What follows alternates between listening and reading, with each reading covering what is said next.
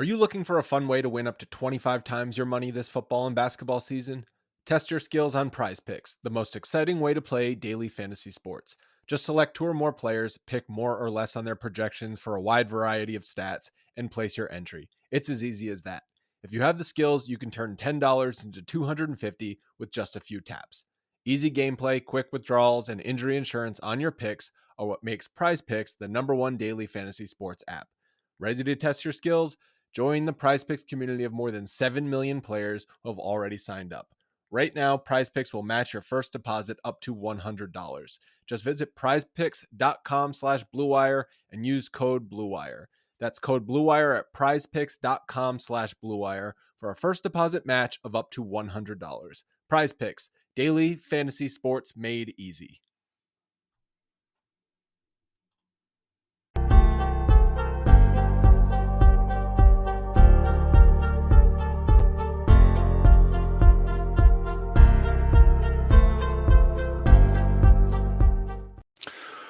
Welcome to Pod Maverick. I'm Kirk Henderson, and this is Josh Bowe. For those of you who are watching on our YouTube stream, we thank you very much for subscribing to the page. For those of you who are still listening to the audio show, I would really love for you to check the show notes and go subscribe to that, because that is the best, one of the various ways you can help support our show. Before we kind of get into what happened tonight, we wanted to make a little bit of an announcement that Josh Bowe and I officially joined the BlueWire network today. Now, what does that mean for you? Next to nothing. However, many of you have reached out over the past several months and asked how you can support our show. One of the ways you can support our show, and this is going to make some of you laugh, is actually listening to the ads. That helps us a great deal. We don't want to go to a subscription model because that sounds kind of nightmarish, but listening to the ads, the 15, 20-second ads, very, very much helps us. Josh, how are you tonight? I'm doing pretty good. I think we both are a little energized. We had our call with BlueWire earlier today, not to get too in the weeds, but it's kind of fun to be with a new place, and we've got some new tech. We've got some more support than we've ever had. So it's feeling less and less kind of like a little rinky-dink operation that we're just kind of pulling with strings, and it's stuck together with tape and glue. And we've actually got we've got some production value a little bit more than we used to. That's right. If you're That's watching right. this And on for YouTube, you can see some fancy graphics that Kirk put together with help of our staffer Matt. Like there's stuff happening, which is right. And it's very funny because people have been kicking you and me to do this for like a year and a half, and we just didn't want to. And there's nothing like being forced into doing something to help make it fun. At least for an endeavor that we do in our spare time. Because now that I'm in, some of the YouTube stuff, I'm having a great time. It's ridiculous. I need to be doing more of my regular work, but we'll figure that out later. So for those of you who didn't watch the game, the Dallas Mavericks fell to the Philadelphia 76ers 116-108 on the road on the early ESPN game. And it was just the epitome of a classic Dallas Mavericks post Kyrie Irving trade loss. They did everything right for about 30, what do you want to say? Maybe 42 minutes of the game. And then they just kind of fell apart at the end. Yeah, this was like a normal game. This wasn't the Charlotte game. This wasn't one of those games where we were like, what's going on? Where's their effort? Why aren't they into this game? What's going on with Luke? They've kind of rebounded a bit since these two Charlotte games. And while it's not great to lose a game and we're way past moral victories, this is a really bad loss for them. Because I believe the Oklahoma City Thunder just made a tip in at the buzzer to win. So the Thunder are now one game up on the Mavericks for that final play-in spot. So again, the loss is bad. Patting them on the back for being like, hey, you showed up and you stayed in front of your guy for a couple of possessions instead of just letting the team waltz to the free throw line or waltz to the rim. So again, it was better in the sense that the team doesn't seem like it's quit on the season like we thought they did after those two Hornets games, but it's still a pretty bad loss. They had a double-digit lead in the first half, and then they just kind of let it slowly wilt away. And it's the the same issues. The Mavericks didn't have a gigantic 3-point advantage, so they lost. And I know it's tough to boil down a basketball game to something like that, but that's kind of who these Mavericks are. Well, and heading into the fourth quarter, I don't have the numbers but I did look at the percentage. Heading into the fourth quarter, the Mavericks were roughly shooting 50% from three, like 48% on Yeah. threes. And then by the end of the game, they shot 39%. Now, for those of you who may not kind of know what I'm referencing here, I did the math, and following the Kyrie Irving trade, the Dallas, and I got to go find this because I tweeted this out, which is, not the best way to use. So since trading for Kyrie Irving, the Mavericks are 8-13, now 8-14. Prior to tonight, the Mavericks, in those wins, the Mavericks were hitting 47.9% of their threes and connecting on 19 makes. So roughly that's, 57 points from three in wins. And in the losses, the Mavericks are only shooting 35.2% from 3-point range and making just under 15. So that would be 45 points from three, a 12-point difference. A lot of people pointed out to me, well, what that's really showing is just how awful their defense is, which is correct. Yeah. Like, we knew that, but going into this, you look at kind of the difference in the game, and that is one of the things that their shooting cooled off just enough. Now the Sixers shot 40, they hit 17 of 36 from downtown, and that really kept them in the game. Just so, as Dallas really threw some haymakers in this game. Like, we were pretty sure that the Mavericks were going to win this game. It really just felt like that because PJ Tucker is probably the Sixers' best point of attack defender, and he really wasn't spending any time on Luka or Kyrie. And it was like the Sixers more or less decided to cede those guys points and then guard everyone else. And though Tim Hardaway got hot for a time, when you look at the box score, every single other player on the roster scored in single digits. And so that's the game plan. And that's how you beat the Mavericks. Yeah, and I felt confident because we just saw the Mavericks a couple of weeks ago before they went on this big skid, beat the Sixers at home, and it was kind of following that same script a little bit. I mean, they just weirdly enough they match up well against the Sixers because they can play 5-out basketball, and Joel Embiid does not like doing that. Got to the point where Embiid was guarding Reggie Bullock in the fourth quarter because they would just run that Luka or Kyrie Maxey pick and roll, and McGee and. Not McGee. Embiid is just dropping back, and the Mavericks kind of pick them apart that way. And it's just kind of funny considering the Sixers on this season are a top 10 defense, and just like you look at the numbers and you're like, this should be a wash in Philly's favor. And we're 2 games now, and it's they've barely hung on to win this game, and the Mavericks won the other game. So I was feeling pretty confident at halftime, but yeah. The shots dried up. The Sixers made shots. That's another thing since Kyrie's been here. Teams are averaging like 10 made threes a game against the Mavericks since Kyrie debuted and shooting like 32%. Sixers did not do that. They were bound. And that's just, we've talked about it before, that 3-point shooting, the percentage wise, not the attempts, is it's so much about variance, and there's not much you can do there sometimes. You can do a lot to limit the attempts, but in terms of how teams are actually shooting when they shoot, that's pretty tough. And that kind of came back to bite them in this game. But yeah, you're right. Bullock was 1 of 8 from 3, and it's like 7 of those 8 were like wide open, no doubter, like need to knock those down.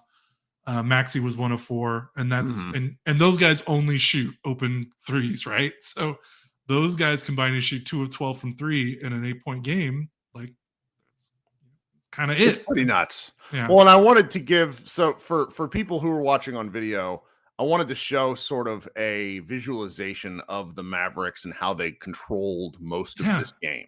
And they really didn't lose the game until about 7 minutes left.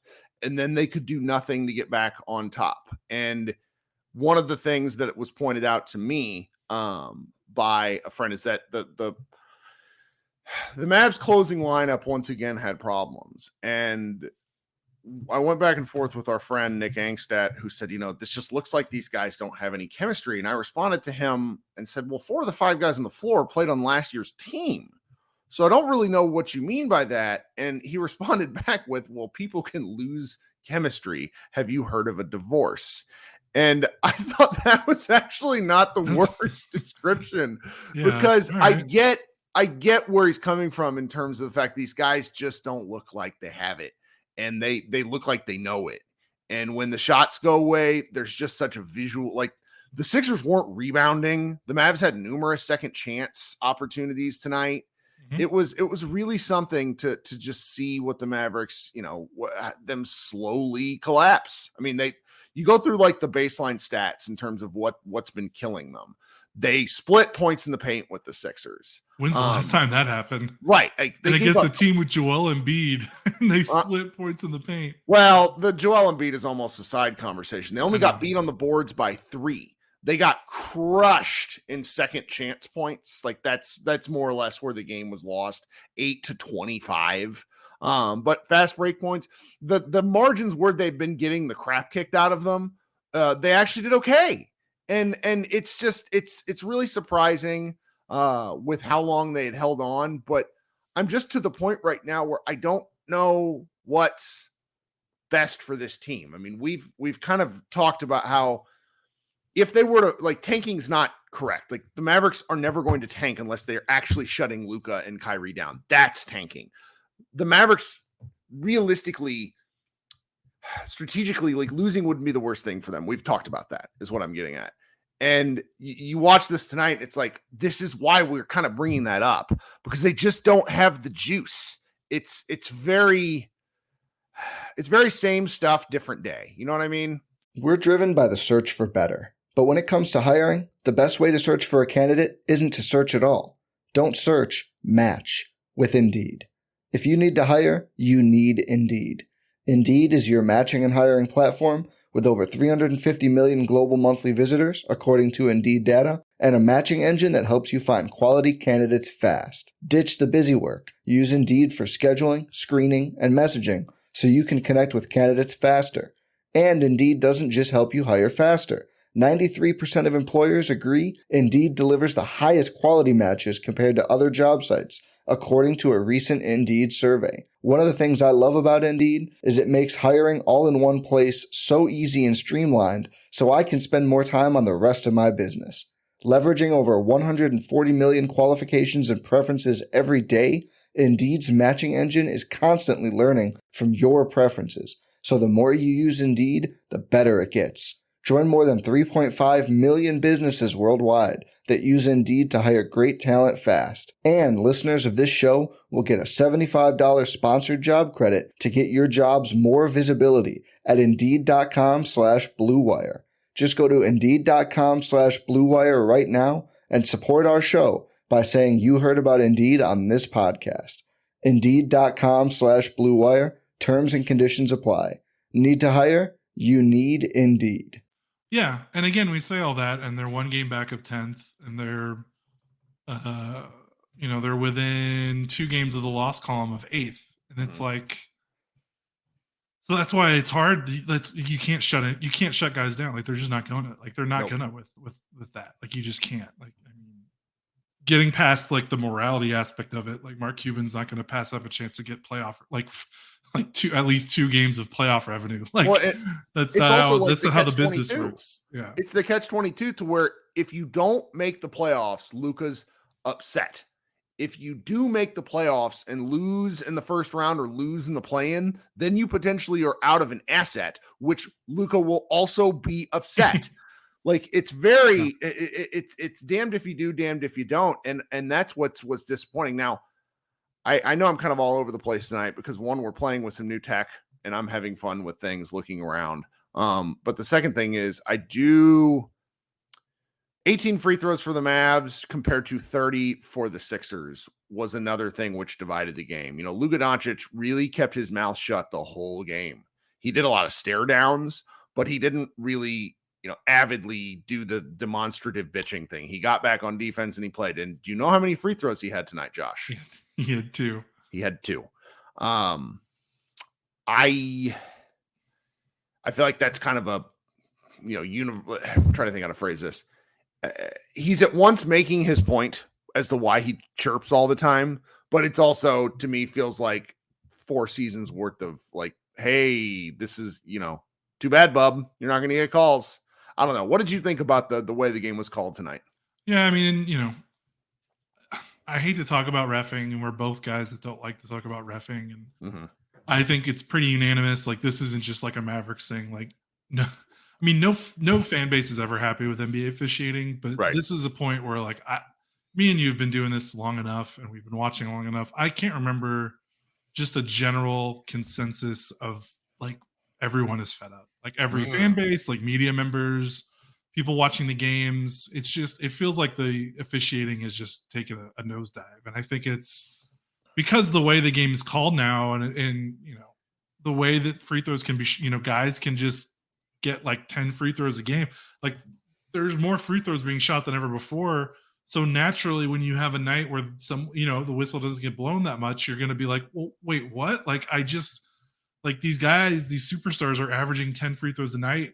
Sometimes they're getting 12, 13 in a game. So then when that doesn't happen, I feel like it stands out even more where 20 years ago, if you got to 10 free throws a game, it was like, wow, that's a lot. Now 10 just feels kind of like a normal number for a star. So I feel like now that ceiling has been raised in terms of like what's normal for how many fouls get called in a game and how many free throws get called, it just leads to more people getting pissed off now, because now it feels like, well, wait, that was a foul last game. Now it's not a foul this game. And it feels like the games flow a little bit differently from game to game, depending on the officials. I know more officials' names, I feel like, in the last 2 years than I knew when I was like growing up in high school watching these games, when I would get way more upset at basketball games. So it's weird, and this was another game where, it just fell into Philly's advantage. And of course, I mean, it's Harden and Joel Embiid. They're like the two best foul merchants in the game. They're at home. They lost 3 in a row. They kind of went to work in terms of like leaning into that. And that's what they did in the fourth quarter. That's kind of how they won. Like anytime the Mavericks had a chance to kind of get back in the game, maybe they couldn't get a stop. Even when they would get a stop, it would be like a foul. And it would the possession and a foul. Sixers shoot 2 free throws, and now you were down 2. Now you're down 8. And it's like, what happened? Like we were playing well. Well, like what happened? We were getting good stops. We were in position, and it's like, no, you got whistled.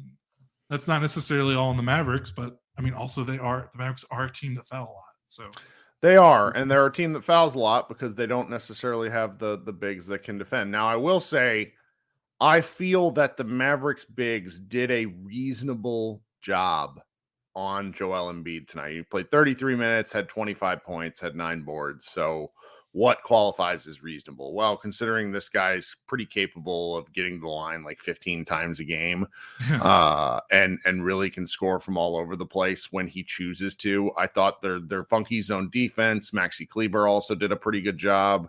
But it's Maxi's just kind of to the point in his career where when he's giving effort on defense, he cannot give effort on offense. And that we saw a lot of that tonight. Like they didn't guard him. They didn't guard Maxey. And so when you don't guard Maxey and you also don't guard Dwight Powell, that leaves, JaVale McGee, who played 6 hard minutes, got 3 rebounds and, had a transition dunk. But it's just another reminder that the Mavericks don't have options. And I don't know. They don't. There's nowhere to go. There's really nowhere to go for this team in terms of defensive options. I mean, you really only have 2 bigs. Like there's Embiid and Jokic, so to a degree it may not matter, but it just sort of stands out in a game like this. I mean, Embiid's averaging 34.5 points per game this month, so that he got 25 and he shot under 50% from the floor. Got to give him credit. That's really good. That's really good. They didn't lose this game because they couldn't guard Joel Embiid, which is like the craziest thing in the world. They lost this game because George Niang and DeAnthony Melton combined to make 9 3-pointers off the bench. They kind of let everyone else get loose. And again, that falls down to they can't contain dribble penetration. It opens up drive and kick opportunities. So it's a shame. Like when the Sixers slowed the game down and tried to kind of pound it with Harden and Embiid, I felt that was when the Mavericks defense was at their best, because I think they appreciate it when the game slows down a little bit when you consider their lack of athleticism. When the bench came in and the ball was popping and you had Maxey and you had Melton that were just kind of really moving the ball and really getting up and down the floor, even if it wasn't a transition opportunity, like those 2 guys are lightning bugs. Like that's when I felt like the defense looked the weakest. And it's kind of weird You would think looking at Embiid's month that he would score like 50 points in this game. We all made jokes that he was taking the night off against Denver so he could break the scoring record in this game, but it's just kind of funny that they were able to contain that very well. I mean, Dwight Powell didn't do much, and he had 3 fouls and only 3 points, 11 minutes. But I mean, he tried. He tried, man. I don't know what else to say. He tried. Like, he was battling his ass off. They lost the game in other areas, which is really more frustrating. They only had 14 turnovers, but some of the Mavericks turnovers were a lot of live ball turnovers. Reggie Bullock and Maxi Kleber combined for 6 turnovers. Not good. Like that in a game where that was decided by margins, those two having 6 turnovers is pretty remarkable. It's just something to kind of think about. Now, those guys had 6 turnovers combined, and they combined to make 4 shots. It's never a good ratio for the Mavericks. So I got one more thing I want to talk about that's related to the Mavericks as a bigger picture. Do you have anything else related to the game? No. We can go to big picture. So yesterday on the Low Post, Tim McMahon went on, and they talked specifically building upon something that I had mentioned in the last show about Haralabob talking about the Mavericks and their offense. And essentially boils down to this. The Mavericks have run, at least prior to tonight, a total of 37 pick and roll actions with Luka and Kyrie together in either option. 37, that's all. And in the options where Luka is the ball handler, okay, there's only like 25 of those. They are scoring 1.6 points per possession, which, as Zach Lowe referred to it, he said the Harlem Globetrotters couldn't do that against the Washington Generals. With Kyrie as the ball handler, only 12 possessions, they're scoring 1.5 points per possession. Now, it's extremely important to understand that this is such a preposterously small sample size that it's really easy to overread into this. But what it does say is that the Mavericks don't use these actions near enough. And we started talking about this tonight on Twitter. Bob Sturm of The Ticket posted a question of like, why is there so much my turn, your turn? I asked if he had heard about this, heard that portion of the podcast. He said he did hear Tim McMahon and Lowe talking about that, to which the Athletics' Tim Cato jumped in and said, I asked Kid about this before the game, not directly, but how the coaching staff uses Luka and Kyrie. He had clearly heard what Zach Lowe had said. Also said one reason why they don't run more of these type sets is because it would make them more tired playing defense, which is just fucking preposterous. Sorry. They're bad at defense. How about we score more if that's the case? Like, I hate that excuse. It's an excuse. And there's something to the argument, and Lowe and McMahon talked about this, whether it's on Luka and Kyrie or the coaching staff. Like Lowe specifically said that you can tell they've run some of these coming out of like the start of the quarter where Kid can really tell them what to do. And so it really makes you wonder whether it is Luka and Kyrie, because both of them do play a lot of minutes and need to go stand. And it's been on my mind and I wanted to talk about it. Do you have any thoughts? Yeah. I mean, we've been through 2 coaching staffs. This is now the second attempt with Kyrie to give Luka a proper co-star. The first time was, of course, Kristaps. And now this is the second time we're talking about why don't these guys run? Because remember with KP, we were talking about like, why don't these guys run more pick and rolls together? Because every time they do, it's like an automatic bucket. So this is the second time, like second co-star, second coaching staff.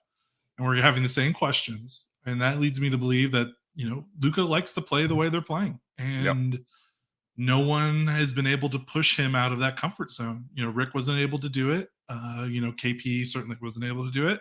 Maybe Kyrie can do it late, but Kyrie hasn't been on the team long enough, I think, to maybe exert will. And I don't know if he's that type of guy in the locker room to do that. So I don't know. It's up to, this is a case where I think it might be up to Luka.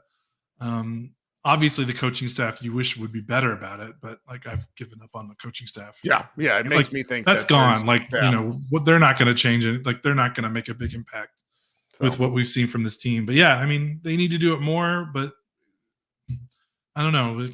They needed to do it more when they had KP and they didn't, and they needed to do it more now. And I just don't know. I don't know what's going to change. Like, I don't know how that's going to change because we've been through different staffs, different players. So, yeah. Well, okay. That's about all I got. So to close us out here, I want to let people know that we are going to be taking our live show to YouTube directly. We've been doing it on Spotify Live. It'll also be simulcast to Facebook if you're a person that happens to get things through Facebook. Certain people do. I don't really know any of them though. And you'll be able to still join the show. I want you to subscribe to our YouTube channel and set alerts if you are interested in joining our live show. I will tell you my favorite part about doing all of this stuff has been community building. It has been talking to other real fans. It has been getting to know people better. Half of our writers at one point or another were commenters on the site, commenters in our blog and in the live show that come up on stage. Like, I can't stress enough how Josh and I are people. We're not, you actually have a trained media background. I do not, but we're just fans that really like the game. So you guys participating and joining in this sort of thing matters. And I just want to encourage you to continue to subscribe and share. We're going to be doing things like this, testing things out. I still can't stress enough that we don't know what we're doing, but we're going to have a good time as we're figuring it out. I appreciate some of the feedback I've already gotten. Josh, do you have anything before we go? No, it's just we appreciate the feedback. We appreciate a lot of the kind responses we got when we made you made the announcement earlier today about going to BlueWire. Yeah, it's weird being in a press release. Yeah. I didn't know that was going to happen, and they didn't fun. Include you, which annoyed the hell out of me. Well, that's whatever. You like being Batman. Yeah, so we've just really appreciated it. I think what's been really cool is just we've kind of gone through this transition in a really short amount of time that we weren't prepared for because it kind of got dropped at our feet out of nowhere. And we feel, nothing's, Kirk, you look at the numbers, nothing's really been changing. It feels, Nope. Everyone, obviously being able to keep the feed the same and not having to have people resubscribe has helped. But I just appreciate that the fact that we've gone through this transition and you guys have kind of kept right along with us despite any bumps in the road or anything like that. So that's been really fun that we've got a community that is that dedicated. I mean, you guys are awesome. So exactly really right. Appreciate it. Couldn't have phrased it better. All right, guys, Kirk Henderson and Josh Bowe. This has been Pod Mavericks After Dark. Please subscribe, please like, please leave comments, do all that wonderful stuff. It's very important. Listen to the ads. Yeah, and listen to the ads. We'll be doing live reads at some point, but not today. Stay tuned for the live show. You can probably go see the live show on YouTube if you don't want to wait. For those of you who like for it to show up in your podcast feed, it'll be there early tomorrow afternoon. We will be back the next time the Mavericks play, which I think is against the Miami Heat on Friday. It's Friday or Saturday. Is that a Saturday game? Ooh. It might be. Yeah, we get 2 days off, and then it's a Saturday game against the Heat, which is fascinating. 6:30 p.m. The Heat they need a win. So we'll do another show tomorrow, talk about a little bit of the shuffling in the West and some outcomes we could see. Who knows? Thanks so much for hanging out, and we will talk with everyone soon. Go Mavs.